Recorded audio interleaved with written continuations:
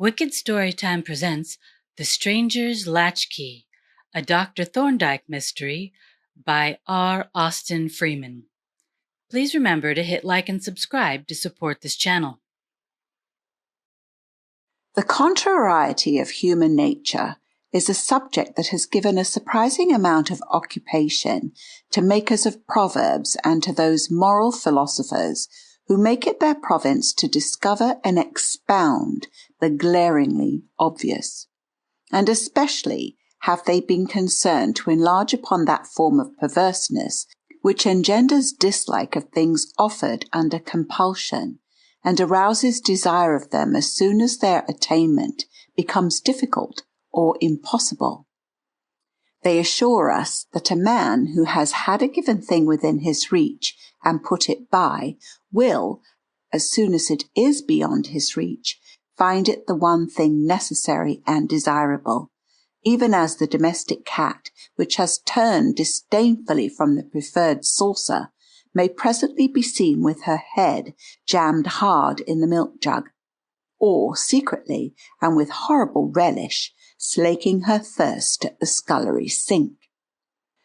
To this peculiarity of the human mind was due, no doubt, the fact that no sooner had I abandoned the clinical side of my profession in favour of the legal, and taken up my abode in the chambers of my friend Thorndyke, the famous medico-legal expert, to act as his assistant or junior, than my former mode of life, that of a locum tenens or minder of other men's practices, which had, when I was following it, seemed intolerably irksome, now appeared to possess many desirable features, and I found myself occasionally hankering to sit once more by the bedside, to puzzle out the perplexing train of symptoms, and to wield that power, the greatest after all possessed by man, the power to banish suffering and ward off the approach of death itself. Hence it was that on a certain morning of a long vacation I found myself installed at the Latchkey, Burling, in full charge of the practice of my old friend Dr. Hanshaw, who was taking a fishing holiday in Norway. I was not left desolate, however, for Mrs. Hanshaw remained at her post, and the roomy old-fashioned house accommodated 3 visitors in addition. One of these was Dr. Hanshaw's sister and Mrs. Haldean, the widow of a wealthy Manchester cotton factor. The second was her niece by marriage, Miss Lucy Hamden, a very handsome and charming girl of 23, while the third was no less a person than Master Fred, the only child of Mrs. Haldean, and a strapping boy of 6. It is quite like old times, and very pleasant old times too, to see you sitting at our breakfast table, Dr. Jervis. With these gracious words and a friendly smile, Mrs. Hanshaw handed me my teacup. I bowed. The highest pleasure of the altruist, I replied, is in contemplating the good fortune of others. Mrs. Haldean laughed. "Thank you," she said. "You are quite unchanged, I perceive, still as suave and as, shall I say, oleaginous?" "No, please don't," I exclaimed in a tone of alarm. "Then I won't. But what does Dr. Thorndyke say to this backsliding on your part? How does he regard this relapse from medical jurisprudence to common general practice?" "Thorndyke," said I, "is unmoved by any catastrophe, and he not only regards the decline and fall off the medical jurist with philosophic calm, but he even favours the relapse, as you call it. He thinks it may be useful to me to study the application of medico-legal methods to general practice." "That sounds rather unpleasant, for the patients, I mean," remarked Miss Haldean. "Very," agreed her aunt. "Most cold-blooded. What sort of man is Dr. Thorndyke? I feel quite curious about him. Is he at all human, for instance?" "He is entirely human," I replied. the accepted tests of humanity being, as I understand, the habitual adoption of the erect posture in locomotion and the relative position of the end of the thumb. I don't mean that, interrupted Mrs. Haldean. I mean human in things that matter. I think those things matter, I rejoined. Consider, Mrs. Haldean, what would happen if my learned colleague were to be seen in wig and gown, walking towards the law courts in any posture other than the erect. It would be a public scandal. Don't talk to him, Mabel, said Mrs. Hanshaw. He is incorrigible. What are you doing with yourself this morning, Lucy? Miss Haldean, who had hastily set down her cup to laugh at my imaginary picture of Dr. Thorndyke in the character of a quadruped, considered a moment. I think I shall sketch that group of birches at the edge of Bradham Wood, she said. Then in that case, said I can carry your traps for you, for I have to see a patient in Bradham. He is making the most of his time, remarked Mrs. Haldean maliciously to my hostess. He knows that when Mr. Winter arrives, he will retire into the extreme background. Douglas Winter, whose arrival was expected in the course of the week, was Miss Haldean's fiancé. Their engagement had been somewhat protracted, and was likely to be more so unless one of them received some unexpected accession of means, for Douglas was a subaltern in the Royal Engineers, living with great difficulty on his pay, while Lucy Hamden subsisted on an almost invisible allowance left her by an uncle. I was about to reply to Mrs. Haldean when a patient was announced, and, as I had finished my breakfast, I made my excuses and left the table. Half an hour later, when I started along the road to the village of Bradham, I had two companions. Master Freddy had joined the party, and he disputed with me the privilege of carrying the traps, with the result that a compromise was effected, by which he carried the camp stool, leaving me in possession of the easel, the bag, and a large bound sketching block. "Where are you going to work this morning?" I asked, when we had trudged on some distance. "Just off the road to the left there at the edge of the wood, not very far from the house of the mysterious stranger." She glanced at me mischievously as she made this reply, and chuckled with delight when I rose at the bait. "What house do you mean?" I inquired. "Ha!" she exclaimed, "the investigator of mysteries is aroused. He saith, ha ha, amidst the trumpets. He smelleth the battle afar off." "Explain instantly," I commanded, "or I drop your sketch block into the very next puddle." "You terrify me," said she, "but I will explain. Only there isn't any mystery except to the bucolic mind. The house is called Lavender Cottage, and it stands alone in the fields behind the wood. A fortnight ago it was let furnished to a stranger named Whitelock, who has taken it for the purpose of studying the botany of the district, and the only really mysterious thing about him is that no one has seen him. All arrangements with the house agent were made by letter, and as far as I can make out, none of the local tradespeople supply him, so he must get his things from a distance, even his bread, which really is rather odd. Now, say I am an inquisitive, gossiping country bumpkin." "I was going to," I answered, "but it is no use now." She relieved me of her sketching appliances with pretended indignation and crossed into the meadow, leaving me to pursue my way alone, and when I presently looked back, she was setting up her easel and stool, gravely assisted by Freddy. My round, though not a long one, took up more time than I had anticipated, and it was already past the luncheon hour when I passed the place where I had left Miss Haldean. She was gone, as I had expected, and I hurried homewards, anxious to be as nearly punctual as possible. When I entered the dining room, I found Mrs. Haldean and our hostess seated at the table, and both looked up at me expectantly. "Have you seen Lucy?" the former inquired. "No," I answered. "Hasn't she come back?" "I expected to find her here. She had left the wood when I passed just now." Mrs. Haldean knitted her brows anxiously. "It is very strange," she said, "and very thoughtless of her. Freddy will be famished."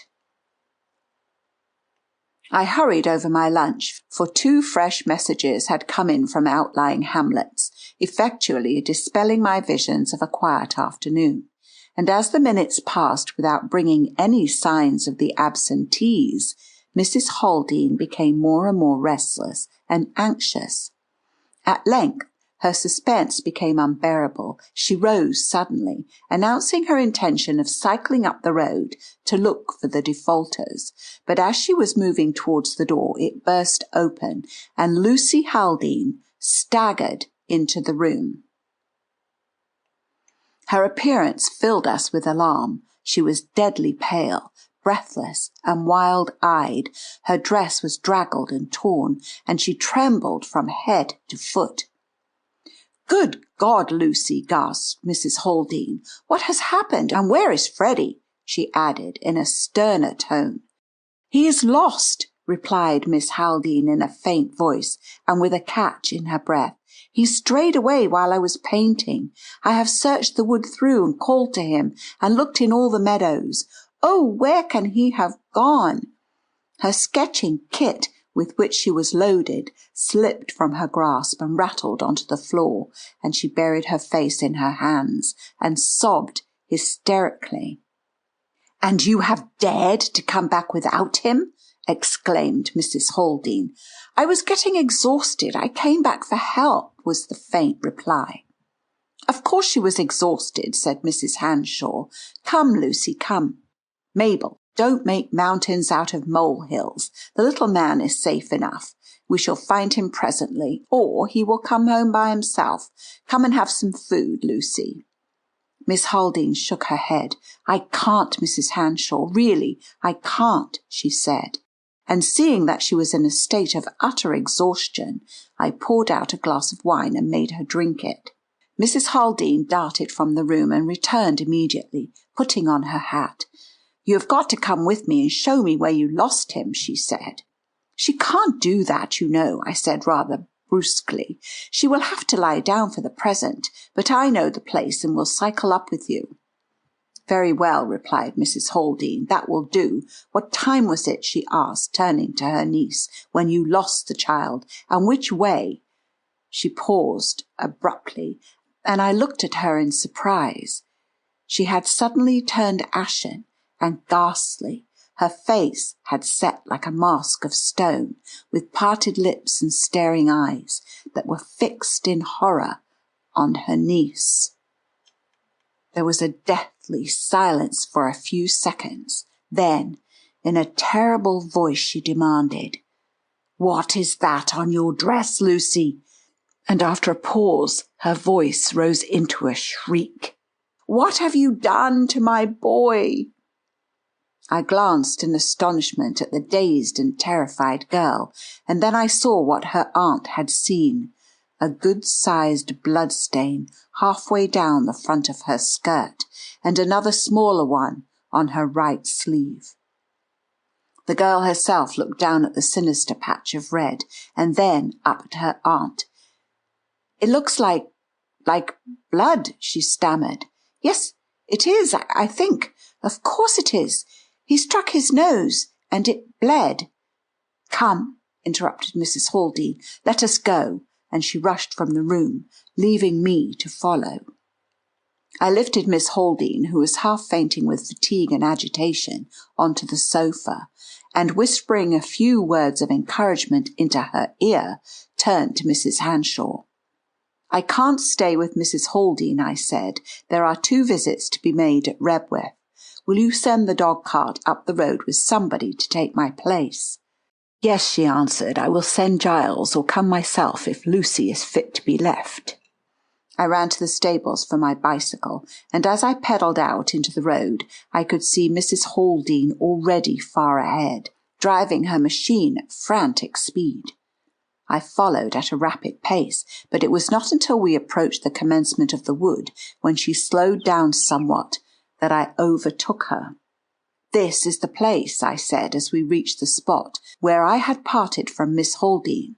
We dismounted and wheeled our bicycles through the gate, and laying them down beside the hedge, crossed the meadow and entered the wood. It was a terrible experience, and one that I shall never forget. The white-faced, distracted woman, tramping in her flimsy house shoes over the rough ground, bursting through the bushes, regardless of the thorny branches that dragged at skin and hair and dainty clothing, and sending forth from time to time a tremulous cry, so dreadfully pathetic in its mingling of terror and coaxing softness that a lump rose in my throat, and I could barely keep my self-control. "Freddy! Freddy boy! Mummy's here, darling!" The wailing cry sounded through the leafy solitude, but no answer came, save the whir of wings or the chatter of startled birds. But even more shocking than that dreadful cry, more disturbing and eloquent with dreadful suggestion, was the way in which she peered furtively, but with fearful expectation, among the roots of the bushes, or halted to gaze upon every molehill and hummock, every depression or disturbance of the ground. So we stumbled on for a while with never a word spoken, until we came to a beaten track or footpath leading across the wood.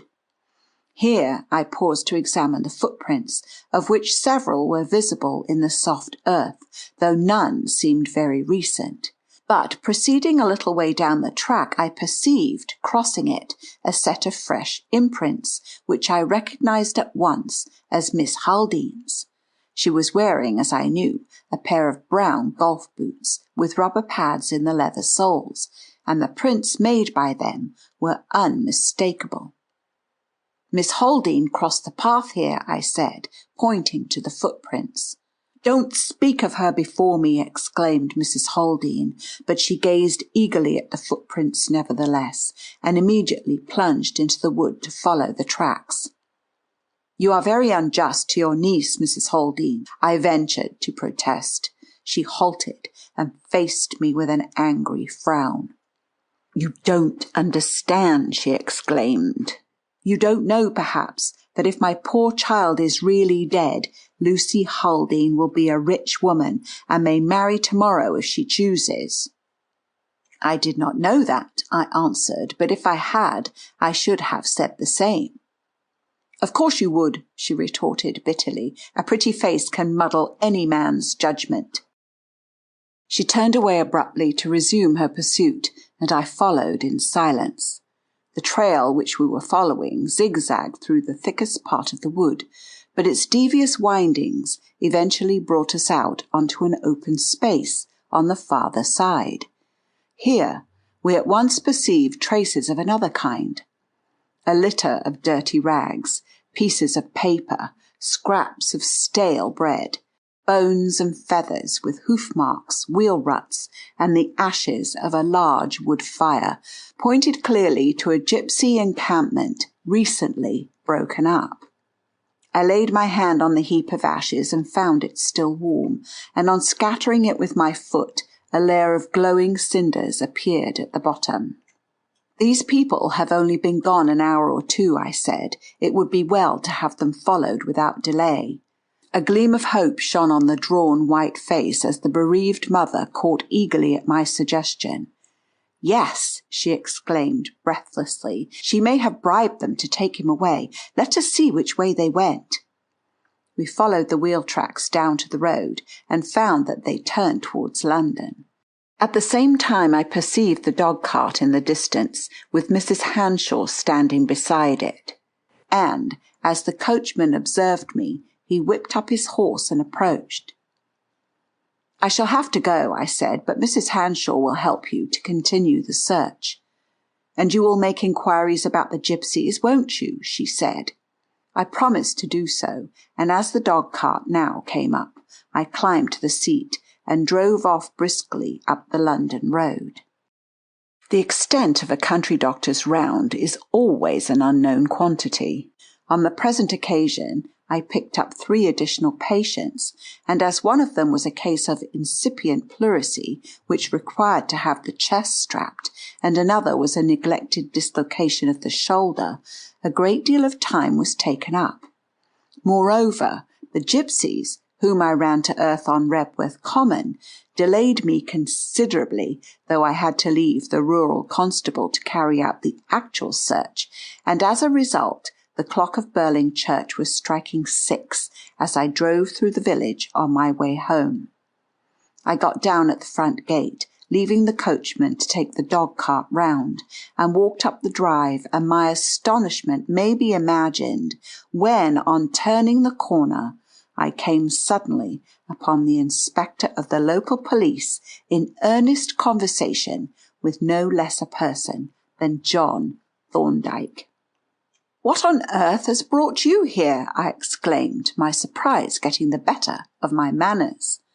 "The ultimate motive force," he replied, "was an impulsive lady named Mrs. Haldean. She telegraphed for me in your name." "She oughtn't to have done that," I said. "Perhaps not, but the ethics of an agitated woman are not worth discussing, and she has done something much worse. She has applied to the local J.P., a retired Major General, and our gallant and unlearned friend has issued a warrant for the arrest of Lucy Hamden on the charge of murder." "But there has been no murder," I exclaimed. "That," said Thorndyke, "is a legal subtlety that he does not appreciate. He has learned his law in the orderly room, where the qualifications to practice are an irritable temper and a loud voice. However, the practical point is, Inspector, that the warrant is irregular. You can't arrest people for hypothetical crimes." The officer drew a deep breath of relief. He knew all about the irregularity, and now joyfully took refuge behind Thorndyke's great reputation. When he had departed, with a brief note from my colleague to the General, Thorndyke slipped his arm through mine, and we strolled towards the house. "This is a grim business, Jervis," said he. "That boy has got to be found, for everybody's sake. Can you come with me when you have had some food?" "Of course I can. I have been saving myself all the afternoon, with a view to continuing the search." "Good," said Thorndyke. "Then come in and feed."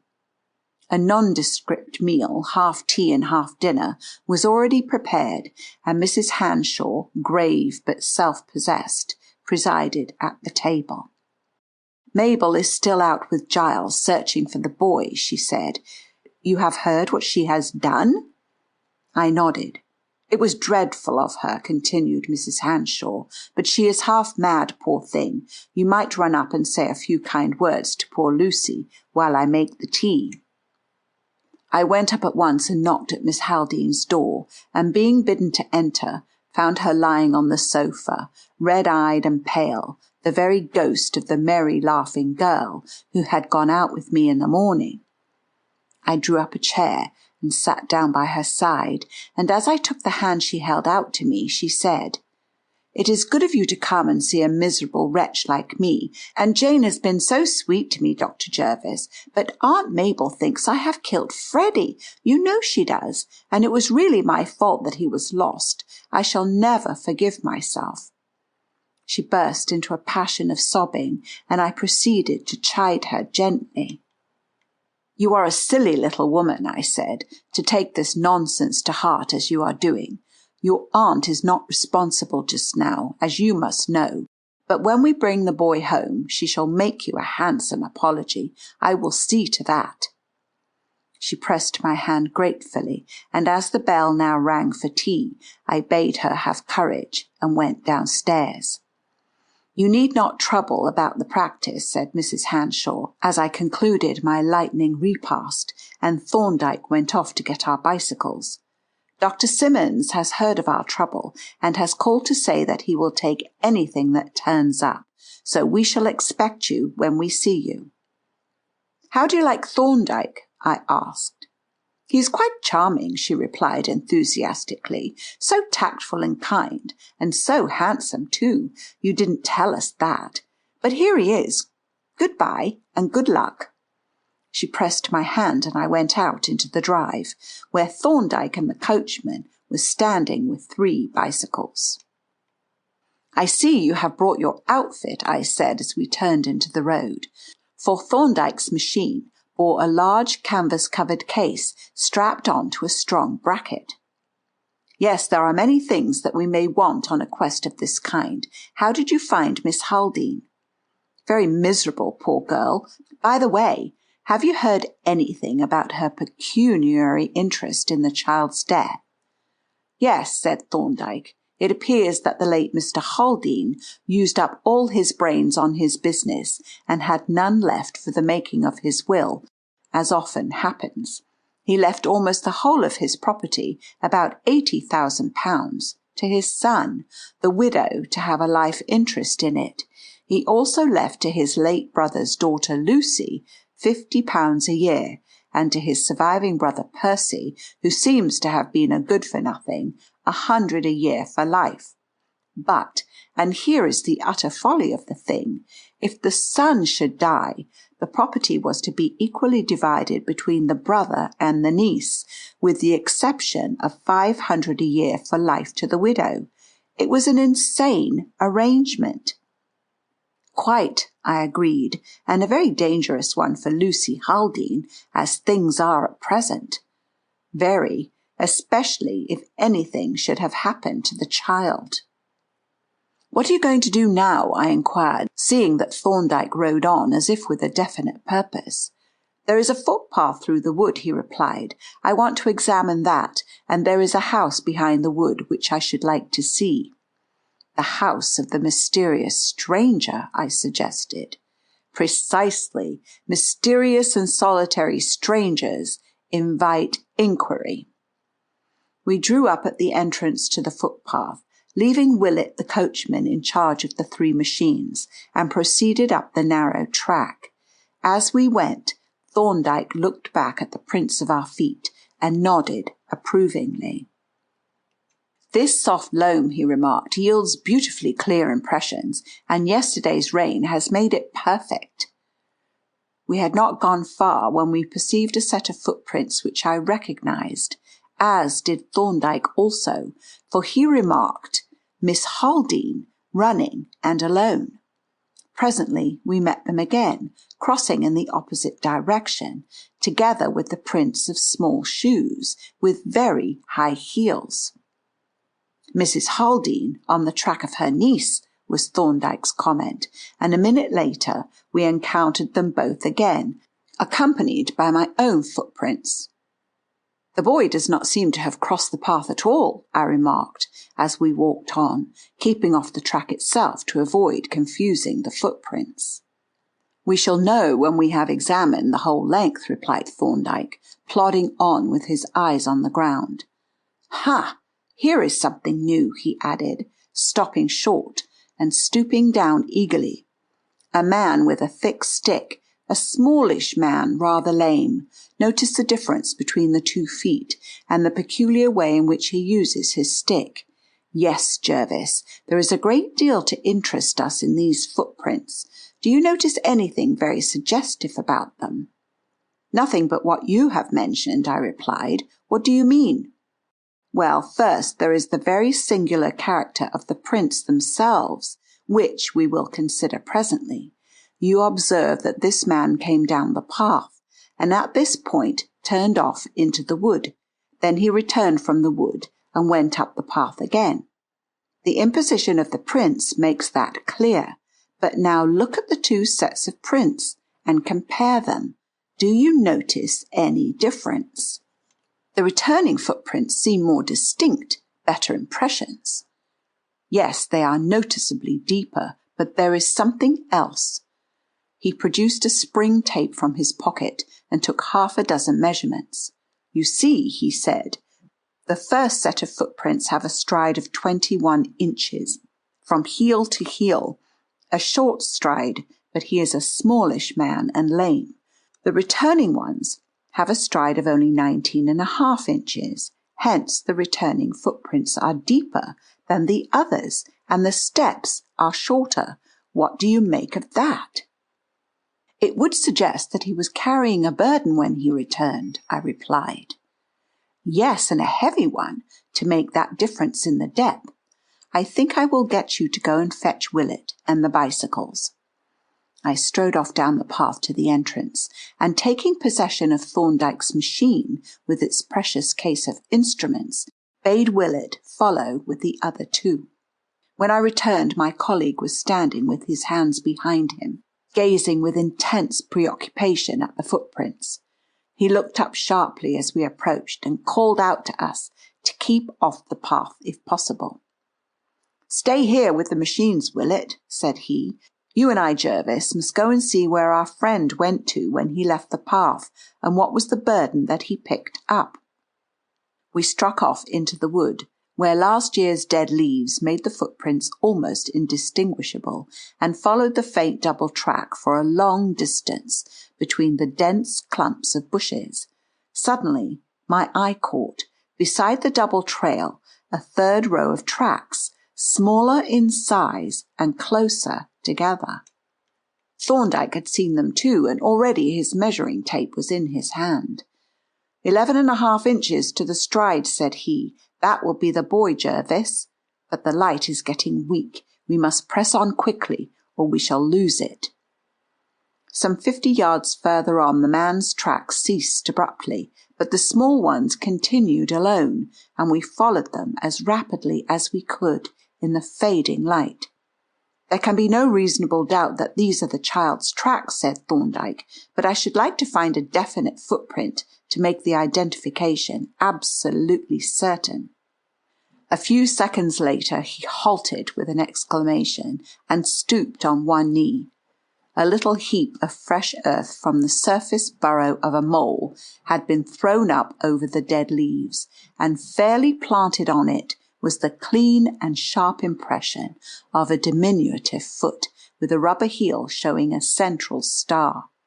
Thorndyke drew from his pocket a tiny shoe and pressed it on the soft earth beside the footprint, and when he raised it, the second impression was identical with the first. "The boy had 2 pairs of shoes exactly alike," he said, "so I borrowed one of the duplicate pair." He turned and began to retrace his steps rapidly, following our own fresh tracks, and stopped only once to point out the place where the unknown man had picked the child up. When we regained the path, we proceeded without delay until we emerged from the wood within 100 yards of the cottage. "I see Mrs. Haldean has been here with Giles," remarked Thorndyke, as he pushed open the garden gate. "I wonder if they saw anybody." He advanced to the door and, having first rapped with his knuckles and then kicked at it vigorously, tried the handle. "Locked," he observed, "but I see the key is in the lock, so we can get in if we want to. Let us try the back." The back door was locked too, but the key had been removed. "He came out this way evidently," said Thorndyke, "though he went in at the front, as I suppose you noticed. Let us see where he went." The back garden was a small fenced patch of ground, with an earth path leading down to the back gate. A little way beyond the gate was a small barn or outhouse. "We're in luck," Thorndyke remarked with a glance at the path. "Yesterday's rain has cleared away all old footprints and prepared the surface for new ones. You see, there are 3 sets of excellent impressions, 2 leading away from the house and 1 set towards it. Now you notice that both of the sets leading from the house are characterized by deep impressions and short steps, while the set leading to the house has lighter impressions and longer steps. The obvious inference is that he went down the path with a heavy burden, came back empty-handed, and went down again, and finally with another heavy burden. You observe, too, that he walked with his stick on each occasion." By this time we had reached the bottom of the garden. Opening the gate, we followed the tracks towards the outhouse, which stood beside a cart track. But as we came round the corner, we both stopped short and looked at one another. On the soft earth were the very distinct impressions of the tyres of a motor car leading from the wide door of the outhouse. Finding that the door was unfastened, Thorndyke opened it and looked in to satisfy himself that the place was empty. Then he fell to studying the tracks. "The course of events is pretty plain," he observed. "First the fellow brought down his luggage, started the engine, and got the car out. You can see where it stood, both by the little pool of oil and by the widening and blurring of the wheel tracks from the vibration of the free engine. Then he went back and fetched the boy. Carried him pick-a-back, I should say, judging by the depth of the toe marks in the last set of footprints. That was a tactical mistake. He should have taken the boy straight into the shed." He pointed as he spoke to one of the footprints beside the wheel tracks, from the toe of which projected a small segment of the print of a little rubber heel. We now made our way back to the house, where we found Willett pensively rapping at the front door with a cycle spanner. Thorndyke took a last glance with his hand in his pocket at an open window above, and then, to the coachman's intense delight, brought forth what looked uncommonly like a small bunch of skeleton keys. One of these he inserted into the keyhole, and as he gave it a turn, the lock clicked and the door stood open. The little sitting room which we now entered was furnished with the barest necessaries. Its centre was occupied by an oilcloth-covered table, on which I observed with surprise a dismembered bee clock, the works of which had been taken apart with a tin opener that lay beside them, and a boxwood bird call. All these objects Thorndyke glanced and nodded, as though they fitted into some theory that he had formed. Examined carefully the oilcloth around the litter of wheels and pinions, and then proceeded on a tour of inspection round the room, peering inquisitively into the kitchen and store cupboard. "Nothing very distinctive or personal here," he remarked. "Let us go upstairs." There were 3 bedrooms on the upper floor, of which 2 were evidently disused, though the windows were wide open. The 3rd bedroom showed manifest traces of occupation, though it was as bare as the others, for the water still stood in the wash-hand basin, and the bed was unmade. To the latter Thorndyke advanced, and having turned back the bedclothes, examined the interior attentively, especially at the foot and the pillow. The latter was soiled, not to say grimy, though the rest of the bed linen was quite clean. "Hair dye," remarked Thorndyke, noting my glance at it. Then he turned and looked out of the open window. "Can you see the place where Miss Haldean was sitting to sketch?" he asked. "Yes," I replied. "There is the place well in view, and you can see right up the road. I had no idea this house stood so high. From the 3 upper windows you can see all over the country, excepting through the wood." "Yes," Thorndyke rejoined, "and he has probably been in the habit of keeping watch up here with a telescope or a pair of field glasses. Well, there is not much of interest in this room. He kept his effects in a cabin trunk, which stood there under the window. He shaved this morning. He has a white beard, to judge by the stubble on the shaving paper, and that is all. Wait, though. There is a key hanging on that nail. He must have overlooked that, for it evidently does not belong to this house. It is an ordinary town latchkey." He took the key down, and having laid a sheet of notepaper from his pocket on the dressing-table, produced a pin, with which he began carefully to probe the interior of the key barrel. Presently there came forth, with much coaxing, a large ball of grey fluff, which Thorndyke folded up in the paper with infinite care. "I suppose we mustn't take away the key," he said, "but I think we will take a wax mould of it." He hurried downstairs and, unstrapping the case from his bicycle, brought it in and placed it on the table. As it was now getting dark, he detached the powerful acetylene lamp from his machine, and having lighted it, proceeded to open the mysterious case. First, he took from it a small insufflator or powder blower with which he blew a cloud of light yellow powder over the table around the remains of the clock. The powder settled on the table in an even coating, but when he blew at it smartly with his breath, it cleared off, leaving, however, a number of smeary impressions which stood out in strong yellow against the black oilcloth. To one of these impressions he pointed significantly. It was the print of a child's hand. He next produced a small portable microscope and some glass slides and cover slips, and having opened the paper and tipped the ball of fluff from the key barrel onto a slide, set to work with a pair of mounted needles to tease it out into its component parts. Then he turned the light of the lamp onto the microscope mirror and proceeded to examine the specimen. "A curious and instructive assortment, this, Jervis," he remarked, with his eye at the microscope. "Woolen fibres, no cotton or linen. He is careful of his health to have woolen pockets. And 2 hairs, very curious ones too. Just look at them and observe the root bulbs." I applied my eye to the microscope and saw, among other things, 2 hairs, originally white, but encrusted with a black, opaque, glistening stain. The root bulbs, I noticed, were shriveled and atrophied.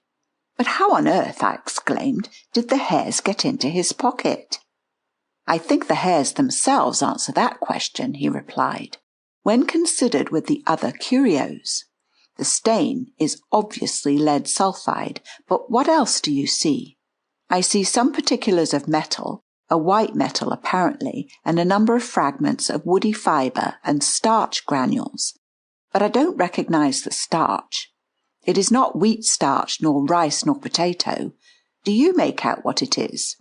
Thorndyke chuckled. "Experientia does it," said he. "You will have, Jervis, to study the minute properties of dust and dirt. Their evidential value is immense. Let us have another look at that starch. It is all alike, I suppose."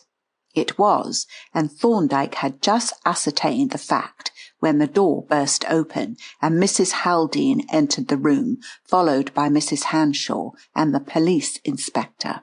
The former lady regarded my colleague with a glance of extreme disfavour.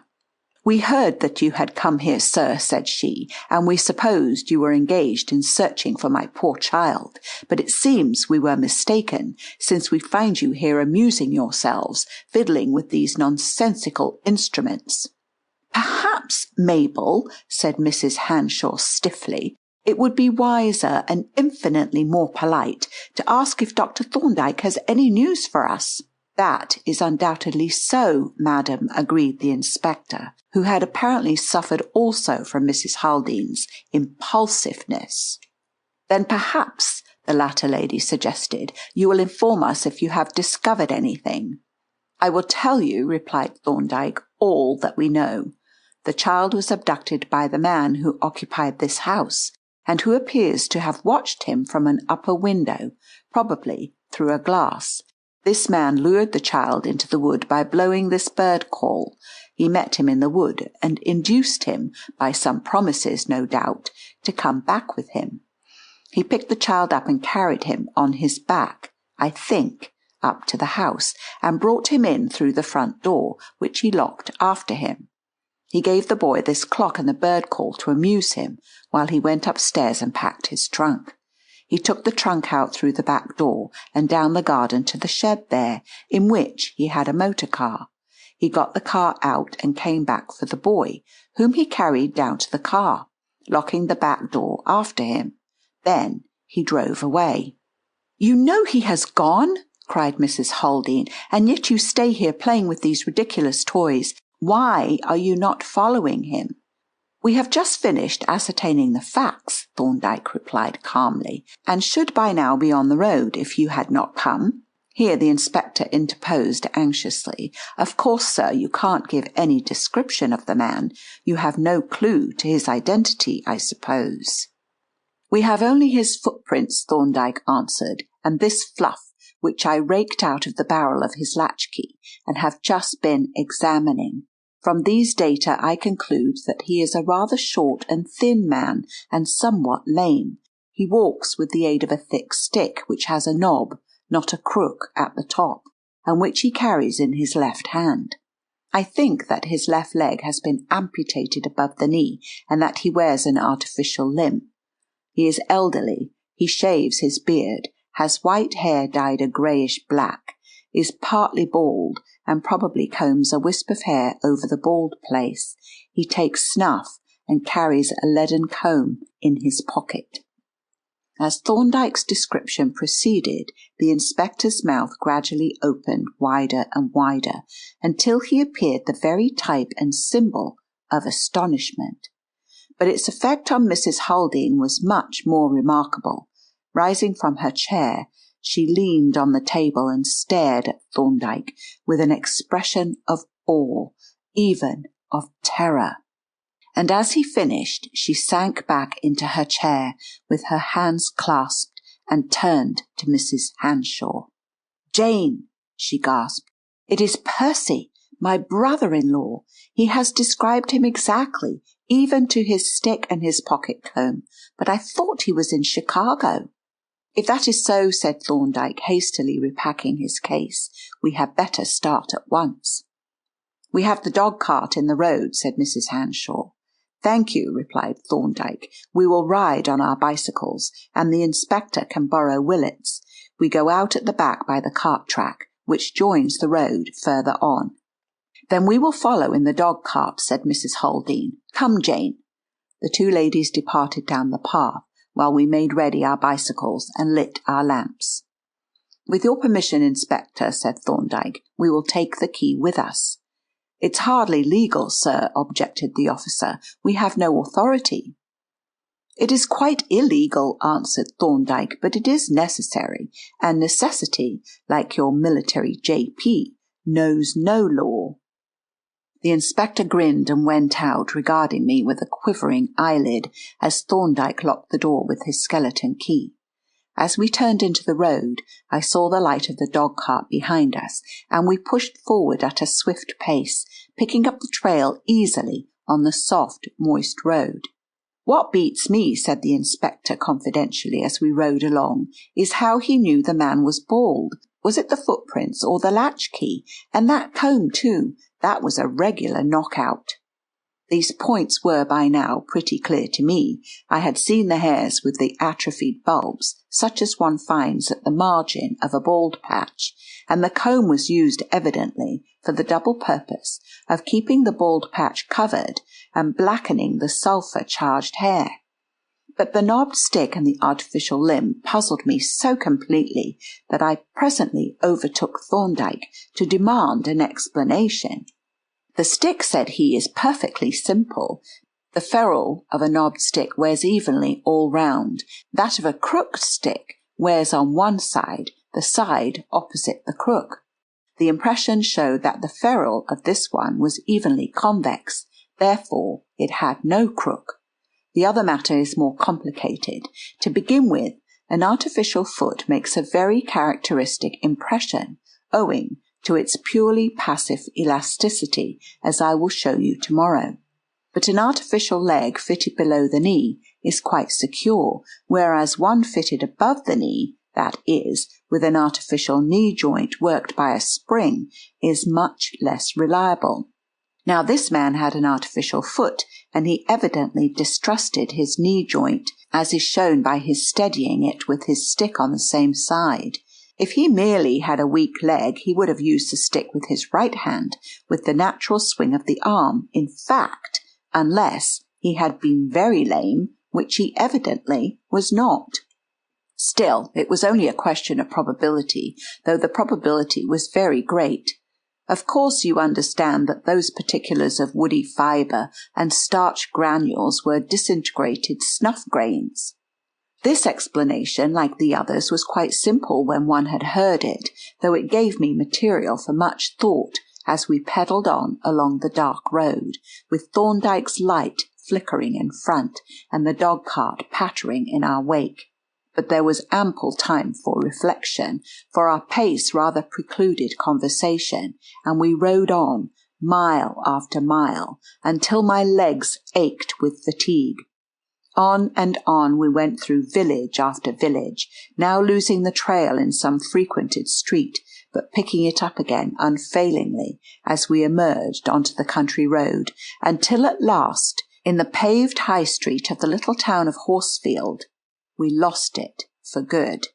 We rode on through the town out onto the country road, but although there were several tracks of motors, Thorndyke shook his head at them all. "I've been studying those tyres until I know them by heart," he said. "No, either he is in the town or he has left it by a side road." There was nothing for it but to put up the horse and the machines at the hotel, while we walked round to reconnoitre, and this we did, tramping up one street and down another, with eyes bent on the ground, fruitlessly searching for a trace of the missing car. Suddenly, at the door of a blacksmith's shop, Thorndyke halted. The shop had been kept open late for the shoeing of a carriage horse, which was just being led away, and the smith had come to the door for a breath of air. Thorndyke accosted him genially. "Good evening. You are just the man I wanted to see. I have mislaid the address of a friend of mine who, I think, called on you this afternoon, a lame gentleman who walks with a stick. I expect he wanted you to pick a lock or make him a key." "Oh, I remember him," said the man. "Yes, he had lost his latchkey, and wanted the lock picked before he could get into his house. Had to leave his motor car outside while he came here, but I took some keys round with me and fitted one to his latch." He then directed us to a house at the end of a street close by, and having thanked him, we went off in high spirits. "How did you know he had been there?" I asked. "I didn't, but there was the mark of a stick and part of a left foot on the soft earth inside the doorway. And the thing was inherently probable, so I risked a false shot." The house stood alone at the far end of a straggling street, and was enclosed by a high wall in which, on the side facing the street, was a door and a wide carriage gate. Advancing to the former, Thorndyke took from his pocket the purloined key and tried it in the lock. It fitted perfectly, and when he had turned it and pushed open the door, we entered a small courtyard.